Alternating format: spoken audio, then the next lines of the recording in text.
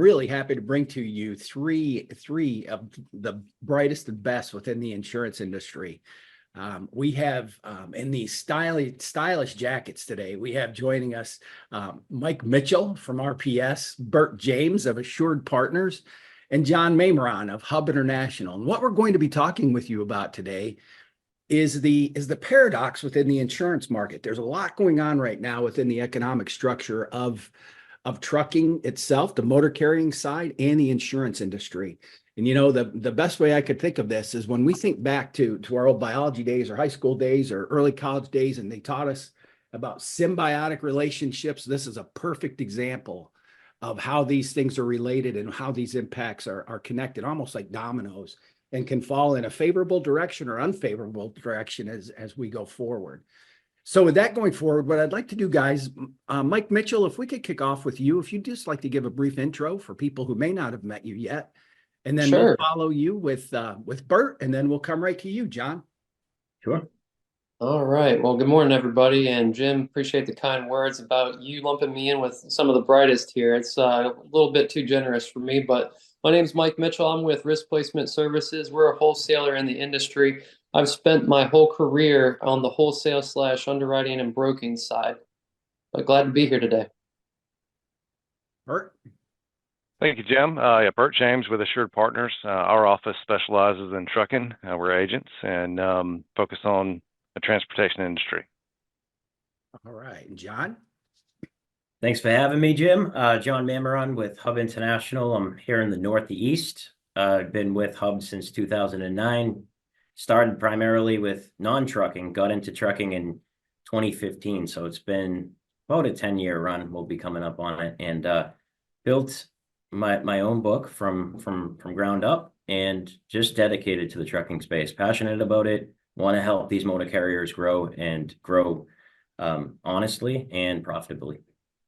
So one of the things I do want to call out is that how involved the three of you are in the educational aspects of MCIEF, with your involvement in the curriculum committee, your passion, your time, your dedication to making sure that what we're delivering is relevant is much appreciated. So thank you to all of you. Mike, you chair that committee, and it's much appreciated. And the contributions, I think we see more passion out of that group than, quite frankly, any of the groups I've been involved with in my career. So it's really exciting to be here with you today and talking about these issues. So let's jump right into it. We see a lot, and we're hearing a lot right now, and as far as what's happening in the trucking industry, the motor carrying industry. Talk to us about what you're hearing from your clients, or what you might be seeing and observing on your own that's really from an economic perspective. What are some of the greatest challenges out there today for motor carriers, and what are some of the indicators that you might see going forward? So Mike, Bert, if I could start with you guys, can you give us a perspective of what you're seeing out there, and just kind of what the flavor is for where things are going? Sure. Yeah, Bert, you want to take it? You're on the front lines. I'll kind of let you take it first, kind of see and share what you're hearing on the front lines.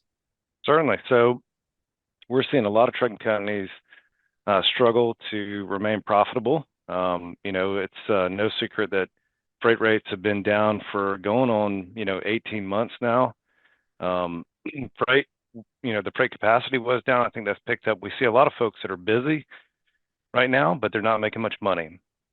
On top of the freight rates being down, everything else that they have to pay for, whether it's fuel, parts, drivers, insurance, it's, the prices are higher, and in much cases, a lot higher. So, they're struggling. Cancellations are up.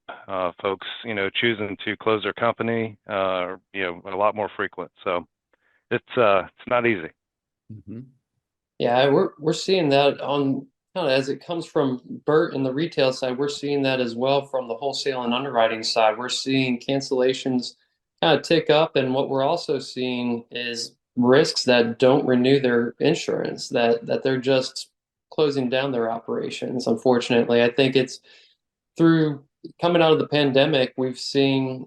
I'm pretty pleased with how long some of these truckers have been able to sustain these suppressed freight rates. So I'm hoping and I'm seeing a little bit of optimism here. I saw an article this week that said there was a little bit of a spike in freight rates, which hopefully that's something that becomes a trend. But to Bert's point, it has been really difficult for a lot of these truckers, as the freight rates have just kind of stayed down.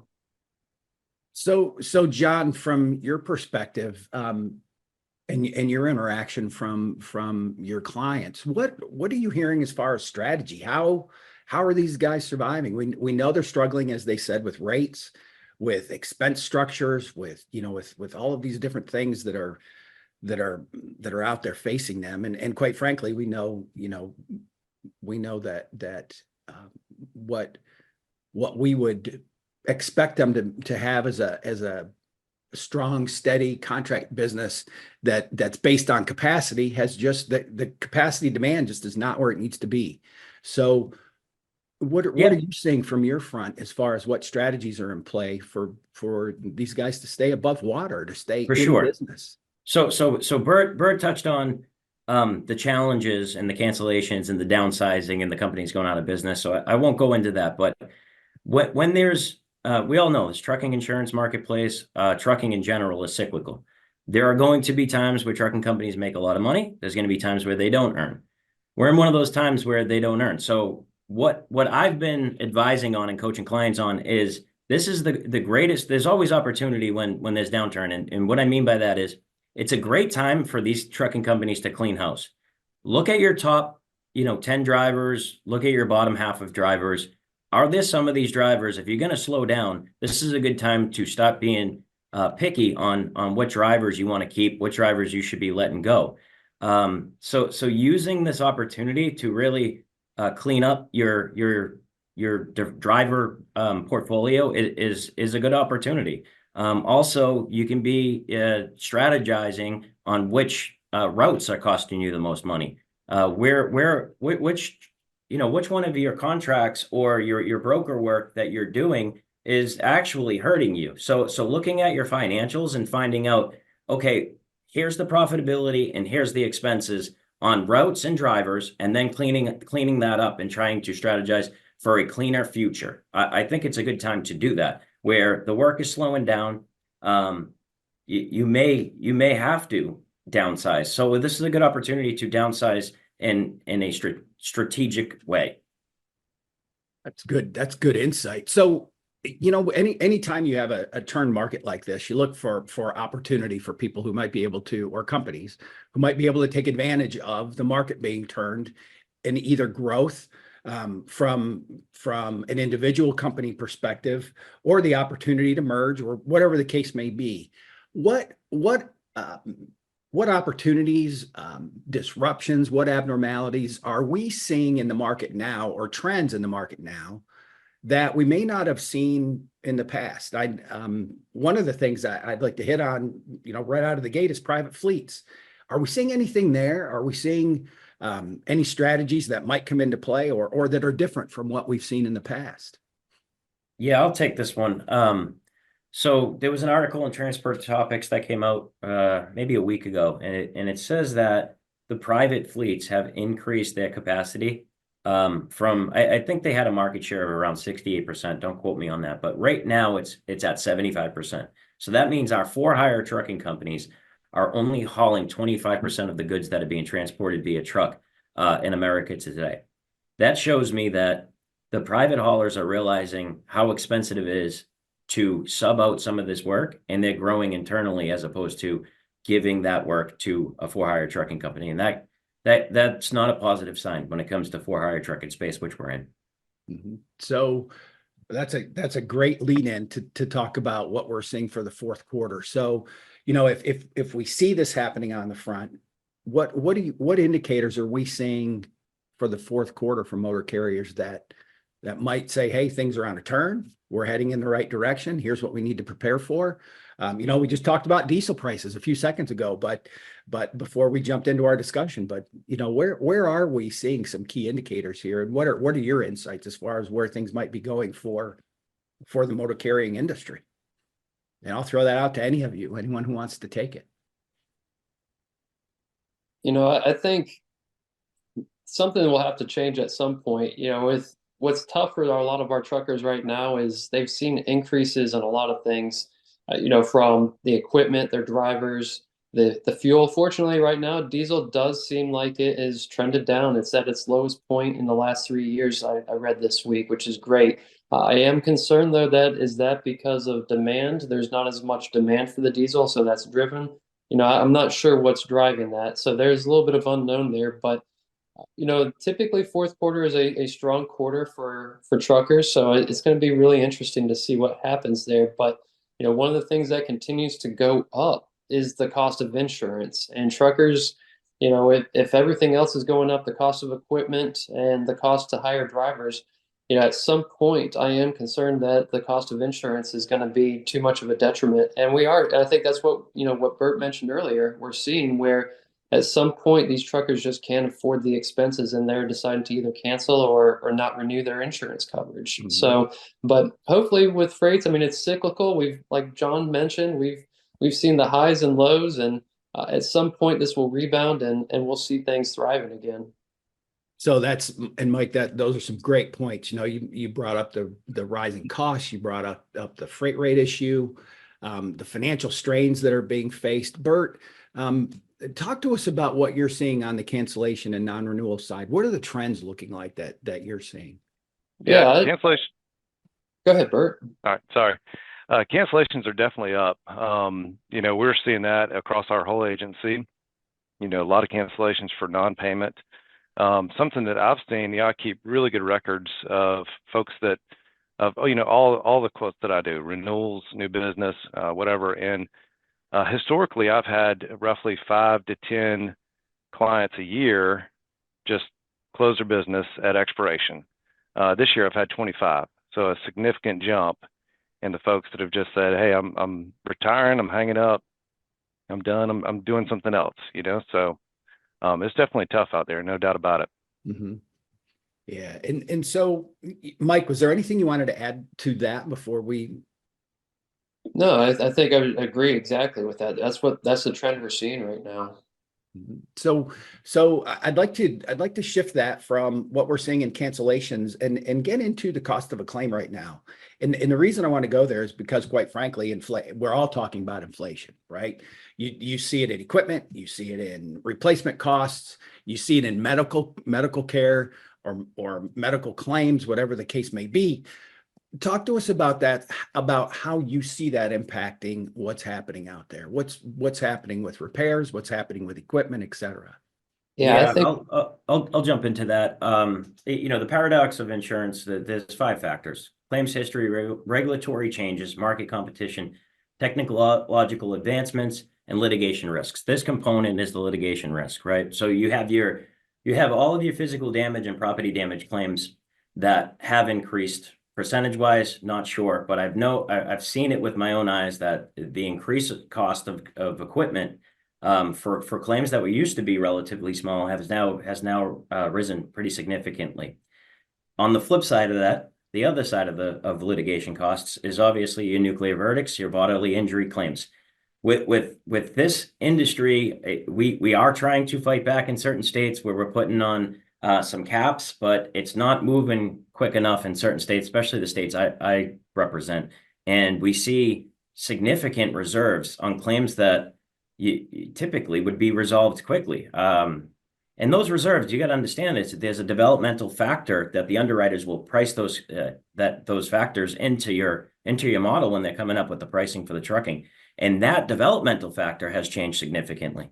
So a $50,000 claim is going to be treated, in its first year at, 2.5%, about 250% more than that. And that goes into your underwriting data. So to absorb that cost, insurance marketplace are really treating these claims as significant for open and reserves claims for BI. Mm-hmm. And Mike Mitchell, we've had discussions in the past about cargo cost, the cost of goods that are being hauled in comparison or in contrast to the coverage that's out there. Can you share your insights on that and kind of where you see the market being right now? Yeah, I think, look at a typical drive-in load, what might have been easy to cover for 50,000, they might carry $100,000 limit, but there really might only be 50,000 worth of goods in there. Now those goods are more valuable than they were 4 or 5 years ago. And so that load is now probably closer to that $100,000 limit. And so if there's a complete loss, that insurance carrier is now taking a higher loss on that than we would have seen 4 or 5 years ago. I think additionally too, a lot of these insurance companies are having to try and keep up with these increased loss costs. Think about not only about in the physical damage when it costs more to repair or replace a vehicle that's been incurred in a claim, but if their insured strikes another vehicle, that vehicle is now more valuable and now costs them more money to reimburse and pay for the other party. And so we're seeing that in medical costs continue to rise. That's one of the items that continues to rise more than anything in our country. So all that is leading to increases in the insurance. And so I think that's obviously with pretty much no insurance carrier is really immune to asking for rates to try and keep up with these loss costs. And I think that's where we're actually seeing a lot of shopping of the new business out there for our truckers. That's encouraged. New business has been really healthy, but on the flip side, it's been really difficult to hold on to our current clients because they are looking for any ways possible to try and save money. So when we look at that new client and cancellation ratio, I'll call it, are we at a wash? Are we looking at net growth? Where do you think we are from your perspectives? I think what I'm kind of seeing right now, it's been kind of a wash, but I'm starting to see the number of additions drop in comparison to the number of deletions increase. Right now, it's getting closer to a wash. I'm worried that we might see it get to a point where we see more deletions than additions. But proportionally, over the last probably 12, 24 months, it's been more additions or it's been a wash. But I'm keeping an eye on hopefully we don't see it become upside down. Mm-hmm. So Bert and John, are you seeing the same thing? Is there anything that's in contrast to what Mike is sharing, or are you pretty much experiencing the same? I would say the same. There's more competition in the marketplace than usual.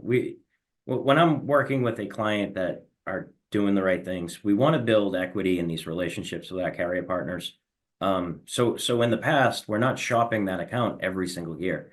At this point in this stage, we don't have the ability to do that anymore. I mean, I'm shopping 80% of my clients right now just due to the fact that we need leverage against these rate increases. Even a clean account is getting a rate increase. That's significant. So I agree with Mike. We're definitely having challenges with renewal. New business clients are more willing to take calls more now than ever. So yes, it's a challenge for the retail broker because you're trying to get the new business and you're also trying to keep the accounts that you do have, and it's a balance when you see that. So yeah, I would say it's a wash for now. We'll see where it goes in this fourth quarter and then first quarter of 2025. Bert, anything you'd add? Yeah, Jim, I would second everything everybody said. Our office thankfully has been able to grow, but it's a huge effort from our sales team. Huge effort. They're doing a wonderful job. We do a wonderful job taking care of our clients with customer service, and that really makes the difference. Jonathan mentioned some loyalty. Our clients are very loyal, but a lot of them are still looking, and we've got a shop to do our best to keep these rates down, so it's interesting times, but still enjoying it. So. And then and most of the clients understand, right? If you're educating them and showing them the data and explaining the data and how it works, I mean they're understanding it. The challenge is just it's more so how does this accident cause this result? And there's no answer to that because some of these accidents where the trucker's not even at fault, we're paying $50,000-$75,000 claims because we can't win them in court, or the time and the money that it takes to get to that is going to cost the insurance company and the insured more money than to settle that claim. So we're seeing a lot of uptick in settled claims for things that may win. It's just we're never going to get to that stage. So the other piece of it is it's regulatory, right? We talked about regulatory demand, regulatory requirements. They require the trucker to carry $750,000 of coverage, where a passenger is only required to have 20/40 in some states, where that car is at fault and that truck rolls over, there is no recourse to be reimbursed. And the insurance carrier is stuck holding the bag on that. And the client is furious because, we're not at fault in this case, but now we have to absorb a $200,000 claim. It goes to subro, and yeah, we collect $20,000, but now they got to pay for 3 to 5 years on that claim. And it's just unfortunate where the government allows that. I mean, but this is the industry we're in. Yeah. So if you had to say, if you had to look into your crystal ball and say, look, the strategies that the insurance industry is going to have to put together to remain profitable, to stay in business, to be able to deliver the services to the clients that they need, as Jonathan, you just very well pointed out, what are we looking at? What, if you said, hey, here's a direction some things need to go in, whether it's rates, whatever the case may be, what are you seeing the needs for the motor carriers being right now? And how do you see the insurance company still remaining profitable and able to conduct their business in a manner that's beneficial to both parties? I would say technology is the number one aspect of this. And it's data, right? Analytics to find out what routes, what types of driving behaviors cause XYZ. And then coaching the client on utilizing that data.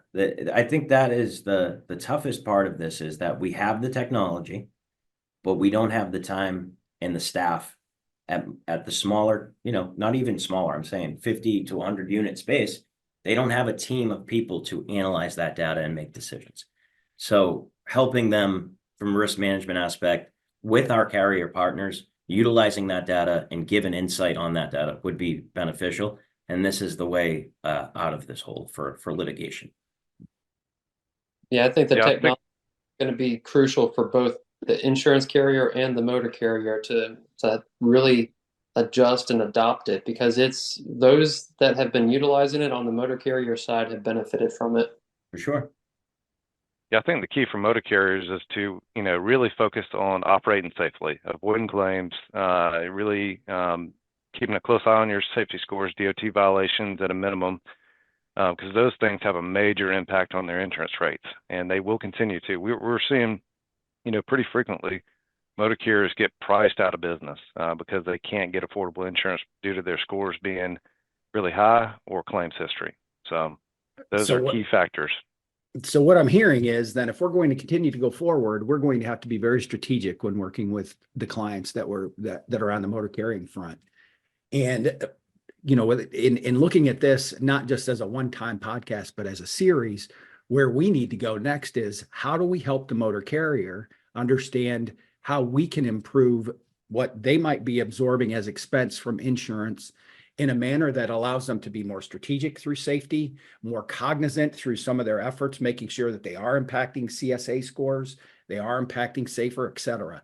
So the next time we get together, what we'll be doing is diving into that. The other thing that I want to touch on, Jonathan, because you brought it up, is obviously we have our Western Conference coming up here in just about a month in Phoenix, Arizona. And one of the things that we're going to be touching on is strategies for severe claims. And Jonathan, you touched on the claims issue really, really well. And whether it's the issue with the person who's investigating the claims, whether it's the attorneys, whether it's on the defense side, whether it's the attorneys on the prosecuting side, there are strategies that are going to be revealed during this session that may help limit what some of these costs are, help absorb or help cap, if you will, what some of these costs are. If we just become aware of what's being done and cognizant of how it's being done, it may help us in approaching the claims more strategically. So with that being said, the next time we get together, we will be addressing the safety aspects of trucking, how we can assist the motor carriers in effectively reducing what they may see as a premium cost by strategically playing a role in their business aspect. So, gentlemen, I want to thank each one of you for taking the time to be here today. Excuse me. Again, the jackets, gentlemen, stunning. So thanks again. Bert, happy birthday to your son. And guys, thanks for being here and spending the time with us. And again, thanks for your dedication to MCIF. And we'll hope to see you again soon. And we'll tackle the next topic on motor carrier safety and how that influences the cost of insurance for motor carriers the next time we get together. So thanks, gentlemen. This is one you do not want to miss. Looking forward to it. We'll see you guys then. Thanks, Thanks, Jim. everyone. Thanks.